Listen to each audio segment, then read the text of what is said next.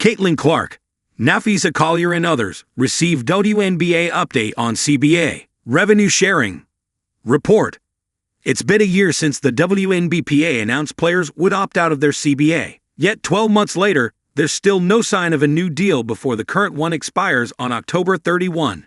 When asked if an agreement would be reached by then, WNBPA senior advisor Erin Drake admitted, "Unfortunately, I'm not confident." But finally, there's a silver lining.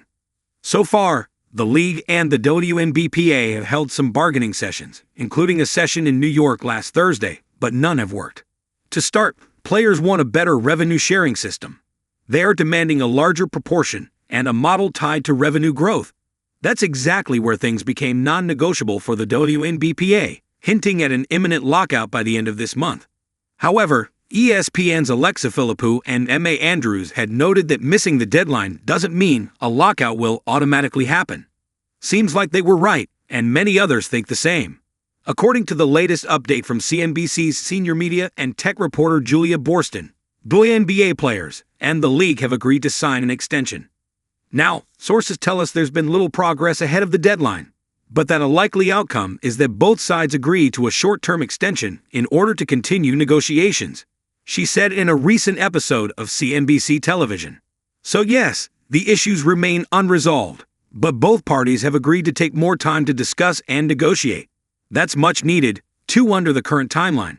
The WNBA would enter a lockout in less than a week, and while the season doesn't start until spring, a lockout would benefit no one. Most importantly, players would lose access to facilities and halt operations like trades, ultimately delaying the upcoming season. That's something both players and the league want to avoid. After all, the league saw a record 33% increase from its previous peak attendance this past season. They also hit record ratings with over 60 million unique viewers across broadcast partners. And as sponsors noticed, the W ended up with a $2.2 billion rights deal last year with ESPN, Amazon, and NBC Universal.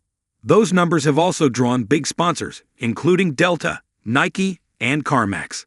CarMax tells us it is following the developments closely and that it remains focused on the league's growth and celebrating the athletes who inspire fans, added Borston. So yes, for a growing league, resolving the current CBA issues is absolutely crucial. The deadline, however, brings with it several other points, particularly with the Toronto Tempo and Portland Fire preparing to debut next season. Both expansion teams will need to hold their draft before a supersized free agency, a source told AP News, which is expected to include nearly all players not on rookie deals.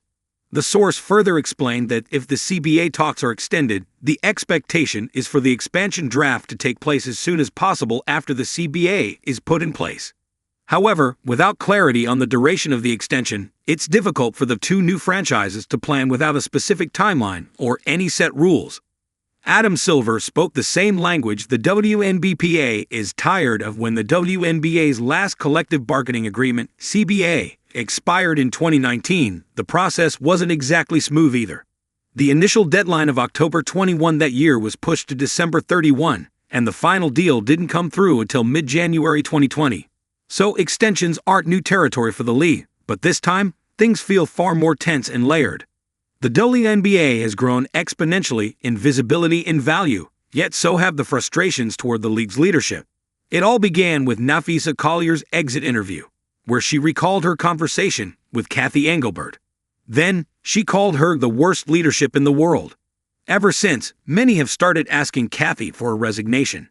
And amid these issues, NBA Commissioner Adam Silver came to the forefront to help. However, his comments didn't exactly calm things down. During his appearance on NBC Sports This Week, he said, "Share isn't the right way to look at it because there's so much more revenue in the NBA. You should look at absolute numbers in terms of what they're making, and they're going to get a big increase in this cycle of collective bargaining. And they deserve it." That statement triggered the WNBPA, which accused the league of trying to limit labor costs. It didn't stop there. The league later released a statement claiming players were exaggerating. Since then, there hasn't been an official update from either the WNBPA or the league. So yes, it's much more complicated. As reported by SBJ, a source mentioned that the league is proposing a revenue-sharing system similar in structure to the current model with a fixed salary cap and additional revenue sharing, which is triggered at certain targets. The source had also added that the target is more attainable than what is in the present CBA. The players, however, are looking to the NBA's framework for inspiration, a model where the salary cap is directly tied to basketball-related income, BRI, and the league must allocate between 49% and 51% of that revenue to players. That transparency and proportionality are what the WNBPA is pushing for. But even if both sides reach common ground on revenue sharing, plenty of other unresolved issues remain. Throughout the 2025 season, players repeatedly voiced concerns about the increased games without any rest period in between, calling it too physically demanding. If the schedule continues to intensify, they argue, rosters must expand, so teams don't have to rely on temporary hardship contracts when injuries or international commitments arise.